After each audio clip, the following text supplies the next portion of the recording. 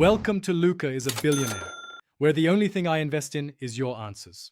Begin by inspecting the copper Lota for dents, heavy green verdigris, and any stuck residue. Measure diameter or capacity only if you need a matching lid. Rinse thoroughly with warm water and use 1 tablespoon dish soap to remove loose grime and oily deposits. Dry briefly with a towel so the cleaning paste will adhere. Gather a soft cloth, an old toothbrush, 1 cup white vinegar, 1 tablespoon salt, and 1 tablespoon flour for the next step. Mix 1 cup white vinegar, 1 tablespoon salt, and 1 tablespoon flour into a smooth paste. The acid and salt loosen tarnish while flour thickens the mixture.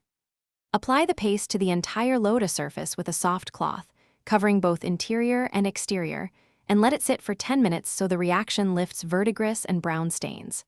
After 10 minutes, use a soft cloth for flat areas and an old toothbrush for crevices, scrubbing gently in circular motions until the copper brightens. Rinse the Lota with warm water until all paste is removed, checking crevices for residual grit, then dry thoroughly with a soft cloth to prevent water spots. Polish with a microfiber cloth and 1 teaspoon mineral oil, buffing until the copper shows a consistent luster and the oil forms a thin protective layer to slow retarnish. For maintenance, clean every 2 to 4 weeks depending on use, or clean immediately after contact with acidic liquids like lemon juice or vinegar to avoid permanent pitting. Thanks for watching and please subscribe. It's the best investment you'll ever make.